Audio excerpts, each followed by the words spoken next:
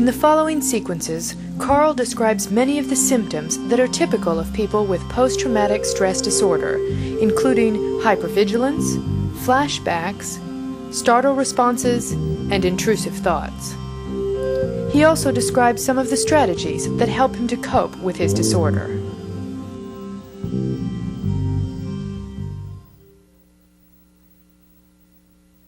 I went back to school after I started PTSD treatment and back into college, and when it started out, I always sat in the far left classroom over by the window, the very back of the room, by the window, not by the door, because that's where someone would come in.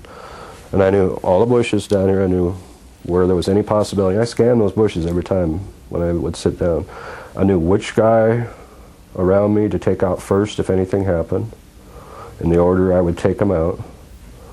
I knew what to do if someone popped the door and flopped a grenade in.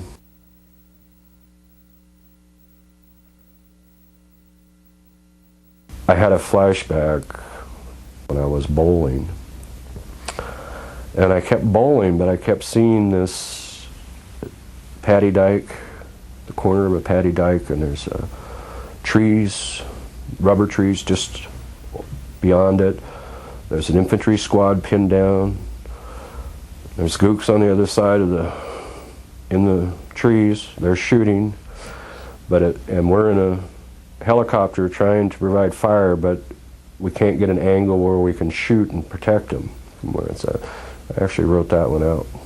I kept writing it, and I kept seeing it, and I could hear the shots. I could smell it. I could smell the gunpowder and stuff, and it was just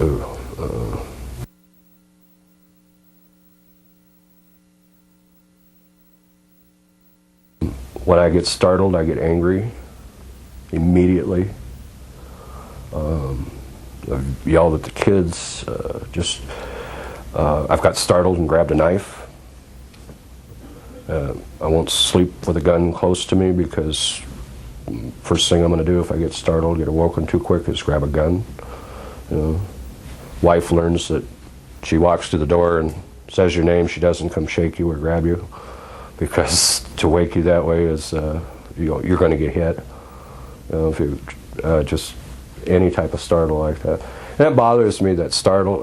I was in a meeting here a couple years ago with other professionals, and a window dropped and slammed on the case behind me, and I threw a cup of coffee and was under the table with my peers, and I just, what the fuck is this? And I was just so angry.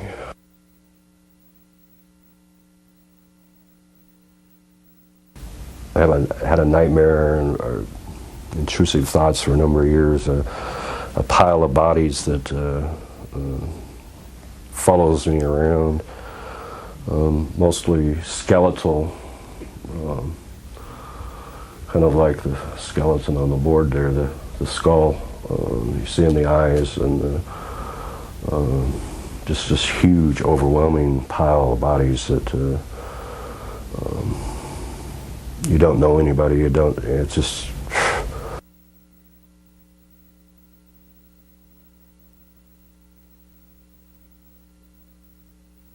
If my sleep starts getting off and I start sleeping less, I know that there's something stressful going on that I need to deal with, because the one thing I know about PTSD, it's a stress-related disorder. If I can manage the stress in my life, symptoms stay down. So I monitor my sleep. And the next one for me is the hypervigilance. And if it gets to that point and I'm starting to look and pay more attention to things and get anxious about things when I'm around too many people, I know there's something stressful going on. And the third one in line for me is the startle response. And so I kind of watch those symptoms. And each person has those ones that are really personal, that that fit them so well.